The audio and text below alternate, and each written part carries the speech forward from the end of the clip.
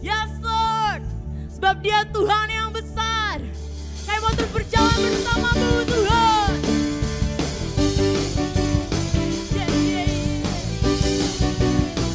Mari umat-umat pemenang nyatakan. Tak pernah ku ragu akan kesetiaan-Mu. Kau pegang hidupku. Sepenuh jiwaku ku yakin dan percaya. Kau tuntun langkahku. Mari sama-sama katakan. Yesus Kaulah Raja. Dalam hidup berpasrah percaya untuk selamanya. Hanya Kau Tuhan, sumber kekuatan, kuasa-Mu yang curah, bagiku senjata denganmu. Kami mau terus berjalan dari kemuliaan sampai kemuliaan selamanya. Yes Lord. Mari lebih lagi dengan segenap hatimu, dalamnya kasih-Mu.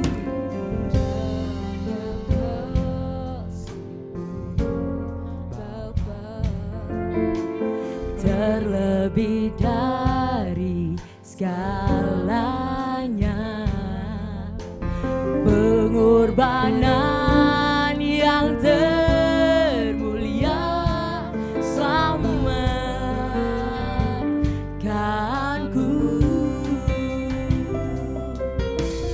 dengan darah yang tercurah.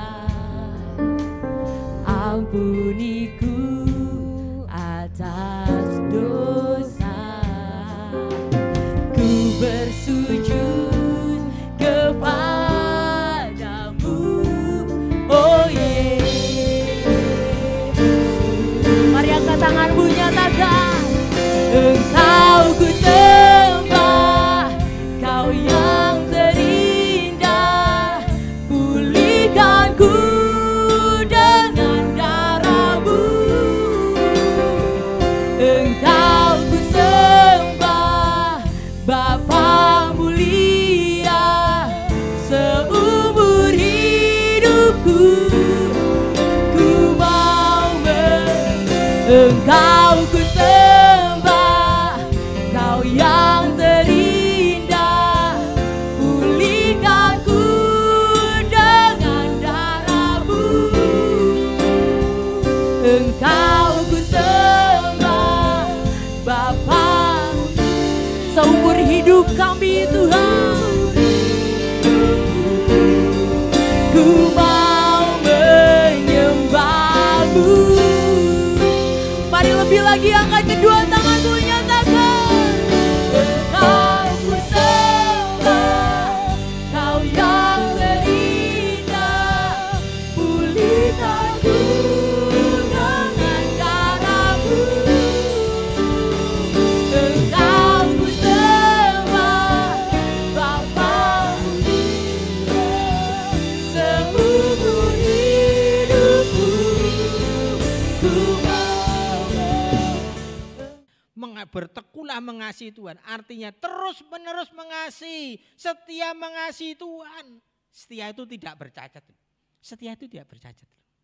Bapak-bapak di sini, bapak-bapak di sini, suami yang setia, amin. Oh, satu doang. Bapak-bapak di sini suami yang setia, amin. Amin. Kalau misalnya sempat pikirannya itu kecantol dengan cewek lain, sekali saja. Hai istri, masihkah dia disebut suami setia? Setia itu enggak cacat. Setia itu terus menerus loh. Setia itu sekali saja dilanggar sudah enggak setia. Tuhan Allah itu Allah yang pencemburu. Yosua 23 ayat 16. Apabila kamu melangkahi perjanjian yang telah diperintahkan kepadamu oleh Tuhan Allahmu, dan pergi beribadah kepada Allah lain dan sujud menyembah kepada mereka, maka murka Tuhan akan bangkit terhadap kamu sehingga kamu segera binasa dari negeri yang baik yang telah diberikannya kepadamu. Yosua serius ngomong ini. Selama 40 tahun lebih ia menyaksikan bahwa orang-orang yang sudah keluar dari Mesir dan tidak setia pada Tuhan, mereka kalah menghadapi musuh mereka, bahkan dihukum oleh Tuhan sendiri. Amin. Yosua melihat itu. Bahkan karena ketidakpercayaannya, orang-orang yang sudah berjalan keluar dari Mesir yang berumur 20 tahun ke atas, bayangin, sudah dewasa 20 tahun ke atas. Enggak ada yang sampai ke Kanaan kecuali Yosua dan Kaleb. Makanya Yosua ingin anak-anaknya yang lahir di padang gurun ini memperbarui janji setianya kepada Tuhan. Sampai saat mereka memasuki tanah perjanjian, Yosua berpesan. Yosua 24 ayat 14 dan 15. Oleh sebab itu takutlah akan Tuhan dan beribadahlah hanya kepadanya dengan tulus ikhlas dan setia. Jauhkanlah Allah yang kepadanya nenek moyangmu telah beribadah di seberang sungai Efrat dan di Mesir, dan beribadahlah kepada Tuhan. Tetapi jika kamu anggap tidak baik untuk beribadah kepada Tuhan, pilihlah pada hari ini kepada siapa kamu akan beribadah. Allah yang kepadanya nenek moyangmu beribadah di seberang sungai Efrat, atau Allah orang Amori yang negerinya kamu diamin ini? Tetapi aku dan seisi rumahku, kami akan beribadah kepada Tuhan. Sebagai pimpinan, Yosua memberi contoh dengan mengambil sikap terlebih dahulu. Yosua memberi contoh, berapapun entah siapapun yang percaya, dia milih Tuhan Allah, dia milih Yahweh. Kenapa? Kebenaran itu bukan tergantung berapa banyak yang milih. Dia berani ambil sikap. Lalu bangsa itu menjawab, kepada Tuhan Allah kita kami akan beribadah, dan firman-Nya akan kami dengarkan. Dan memang orang Israel beribadah pada Tuhan sepanjang zaman Yosua dan sepanjang zaman para tua-tua yang hidup lebih lama dari Yosua, dan yang mengenal segenap perbuatan yang dilakukan Tuhan bagi orang Israel. Yosua memberi contoh bukan hanya kesetiaannya, tapi dia juga mempersiapkan generasi berikutnya. Walaupun kalau kita lihat Musa orang hebat, Yosua orang hebat, anak-anaknya tidak banyak diceritakan. Tapi bagi Yosua, Yosua melihat bangsanya, Israelnya. Dia mempersiapkan generasi bangsa itu untuk selalu setia. Yosua menjadi orang paling tua di situ. Dan yang paling tahu, paling mengalami tentang Yahweh itu diceritakannya kepada orang Israel. Supaya apa? Supaya mereka kenal Yahweh. Bagaimana kita? Kita mungkin setia, Anda setia semua. Anda semuanya duduk di sini, ibadah di sini, mendengarkan firman Tuhan di sini. Bagaimana dengan anak kita? Pernahkah kita ngajarin anak kita? Atau ya itu urusan guru sekolah minggu.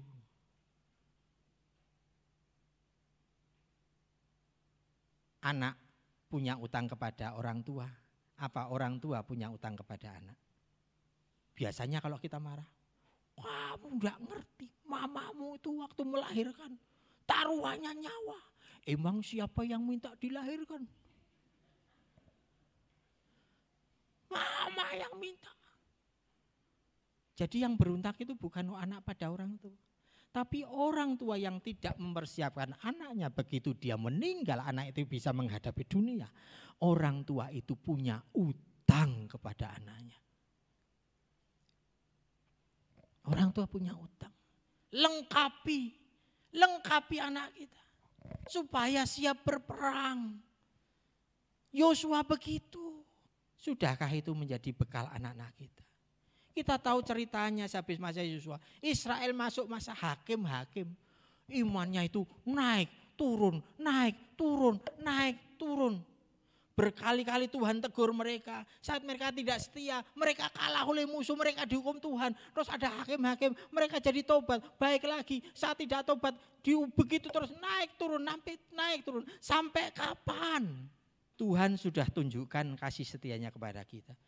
Begitu juga dengan kita, berapa kali kita sudah mengkhianati Tuhan. Sampai berapa kali lagi kita mengkhianati Tuhan. Tidak ada istilah sekali selamat tetap selamat. Kalau saya berjalan bersama Yesus di sebelahnya, dipeluk gandengan gitu. Saya tiba-tiba lari ke kanan. Dia akan ngomong, Yosua sini. Jalan lagi, lari agak jauh. Yosua sini. Lari jauh lagi. Ketapel. Ada yang sudah mengalami di ketapel Tuhan. Tobat. Tobat. Nanti keburu waktunya habis. Enggak ada kesempatan untuk bertobat lagi. Bagaimana dengan anak-anak kita? Mari. Sebelum kita dipanggil Tuhan, bekali mereka dengan kesetiaan akan Tuhan. Ajak mereka untuk berjanji pada Tuhan. Kita setia pada Tuhan. Allah itu sudah setia kok pada kita. Jadi yang pertama, God's authority. Tuhan memberikan otoritas kepada kita. Yang kedua, the conquer, penaklukan. Yang ketiga, legacy, warisan. Kita belajar bagaimana memperoleh warisan itu. Bukan hanya dengan, mana janjimu, mana janjimu. Yang keempat ini, kesetiaan.